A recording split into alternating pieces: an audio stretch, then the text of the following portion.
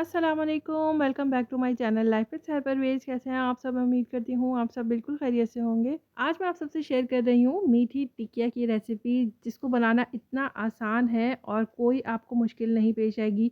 घी कितना डालना है, कितना कम डालना है और कैसे खस्ता बनता है ये, तो चलिए देख लेते हैं। अपनी वीडियो स्टार्ट कर लेते हैं। बिस्मिल्लाहिर्रहमानिर्रहीम। सबसे पहले तो मैं आपको ये बता देती हूँ कि जो रेसिपी मैं आपको बता रही हूँ मैंने उसकी डबल बनाई है, तो इसीलिए आपको अगर डबल बनाना हो तो आप इसी रेसिपी को डबल कर लीजिएगा। तो सबसे पहले इसके लिए लेंगे मैदा। मैदा मैंने छान लिया है, 2 कप मैंने मैदा लिया है, उसको अच्छी तरह से छान लेंगे और फिर इसमें ऐड करेंगे सूजी। तो सूजी मैंने हाफ़ कप ली है और सूजी को भी मैंने इसमें छान कर ऐड किया है। अब इसमें नारियल का बुरादा ऐड कर रही हूँ, तो 2 टेबल स्पून नारियल का बुरादा इसके अंदर ऐड कर देंगे और 3 टेबल स्पून इसके अंदर तिल ऐड करेंगे, सफ़ेद तिल। इलायची का पाउडर 1 टीस्पून इसके अंदर ऐड करेंगे और अब इसमें ऐड कर रही हूँ चीनी। तो घर की पिसी हुई चीनी है ये, 1 कप। ये बिल्कुल मुनासिब मीठा है, लेकिन अगर आप मीठा ज़्यादा तेज़ पसंद करते हैं तो फिर आप इसमें 1/3 कप और ऐड कर सकते हैं। ठीक है? तो फिर अच्छी तरह से ना इन पाउडर जो चीज़ें हैं सारी हमारी, इसको अच्छी तरह से पहले मिक्स कर लेंगे एक बार और फिर इसमें ऐड कर रही हूँ मैं घी।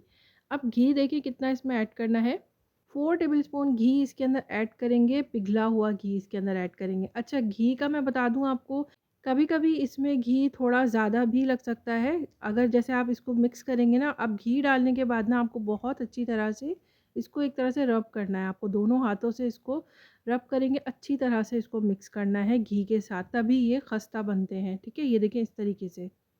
तो अगर आपको इस वक़्त घी कम लगे जब आप इसकी मुट्ठी बना रहे हो, अगर मुट्ठी नहीं बन रही है, ये हाथ में पाउडर पाउडर ही रह रहा हो, तो फिर आप इसमें 1-2 टेबलस्पून और ऐड कर देंगे घी।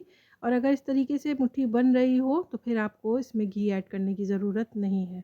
तो अब इसमें ज़बरदस्त खुशबू लाने के लिए मैं यहाँ पर ऐड कर रही हूँ केवड़ा एसेंस। ले लिया है मैंने 1/4 टीस्पून और उसमें 1 टेबलस्पून पानी ऐड कर दिया है। वो ऐड कर देंगे तो इसमें से बहुत मज़े की खुशबू आने लगेगी। तो अब जब ये अच्छी तरह से मिक्स हो चुका है तो अब इसको गूँध लेंगे। तो गूँधने के लिए मैंने यहाँ पर हाफ़ कप मिल्क ले लिया है। रूम टेम्परेचर पर होना चाहिए, दूध फ्रिज का ना हो।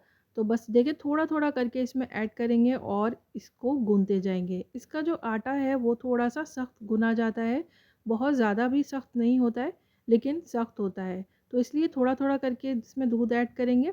तो दूध आपको ना ज़्यादा भी लग सकता है इसमें या फिर इससे कम भी लग सकता है। मैदे के ऊपर डिपेंड करता है कि दूध कितना जाएगा इसके अंदर। और अगर आप दूध से नहीं गूँधना चाहते हो तो आप इसमें पानी भी इस्तेमाल कर सकते हैं, पानी से भी गूँध सकते हैं। ठीक है? तो अब आपको देखकर भी लग रहा होगा कि आटा कितना सख्त है। मैं अभी आपको चेक भी करवा देती हूँ। ये देखिए इस तरीके से इतना सख्त होना चाहिए आटा। ठीक है?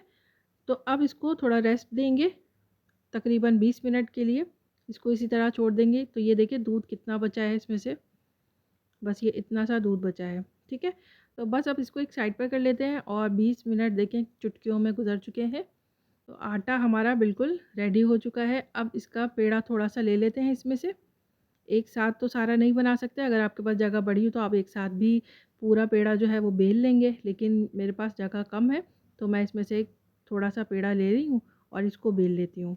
और अगर आप लोगों ने वीडियो यहाँ तक देख ही ली है तो फिर रेसिपी को लाइक करें और चैनल को अगर सब्सक्राइब नहीं किया है तो चैनल को सब्सक्राइब करें और अपने फैमिली और फ्रेंड्स में भी ज़रूर शेयर करें। तो यहाँ पर देखें मैंने एक पेड़ा लिया था, उसको बेल लिया है। इसको बहुत ज़्यादा पतला भी नहीं बेलना है, लेकिन बहुत ज़्यादा मोटा भी ना हो, क्योंकि जब ये फ्राई होंगी तो ये टिक्कियाँ ना थोड़ी-सी फूलेंगी। ठीक है? इसलिए इस हिसाब से इसको बेलना है हमें। अगर आपको मोटी टिक्कियाँ पसंद हो तो आप मोटी रख सकते हैं। तो यहाँ पर देखिए मैंने कटर ले लिया है ताकि एक साइज़ का बन जाए। इस तरीके से कटर की मदद से काट लेंगे। बहुत ज़्यादा बड़ा वाला मैंने नहीं लिया है साइज़, बस ये नॉर्मल सा साइज़ है, तो मैंने इसी साइज़ का कट किया है इसमें। तो ये देखिए आराम से ये निकल जाता है, कुछ भी ऑयल वगैरह आपको लगाने की ज़रूरत नहीं है, ना बेलने के लिए खुश्की की ज़रूरत है। बस इसको आराम से बेल लेंगे और ये देखिए आराम से ये निकल जाता है। अब इम्पॉर्टेंट है इसके लिए कि इसको फ्राई किस तरीके से किया जाता है। ऑयल का टेम्परेचर कितना होना चाहिए? इसके लिए ऑयल गरम होना चाहिए, लेकिन तेज़ गरम ऑयल नहीं होना चाहिए। आपको मैंने फिंगर डाल के इसीलिए चेक करवाया है ताकि आपको ये पता चल जाए कि ऑयल इतना तेज़ गरम नहीं है। ठीक है? तो इस पॉइंट पे आपको डालना है। आप देखें ये मैंने टिक्कियाँ डाल दी जितनी इसके अंदर आ सकी, तो वो मैंने इसमें डाल दिया है। फ्लेम आपका मीडियम टू लो होना चाहिए اور جب تک ٹکیا خود سے اوپر نہ آ جائے، اس طریقے سے فلوٹ نہ ہو، تب تک آپ اس کے اندر چمچہ وغیرہ کچھ نہیں لگائیں گے، نہ ہی اس کو پلٹیں گے۔ تو یہ دیکھیے ساری ٹکیا اوپر آ گئی۔ اب میں اس کو پریس کر کے نیچے بھی کروں نا تو یہ ٹکیا نیچے نہیں جائے گی۔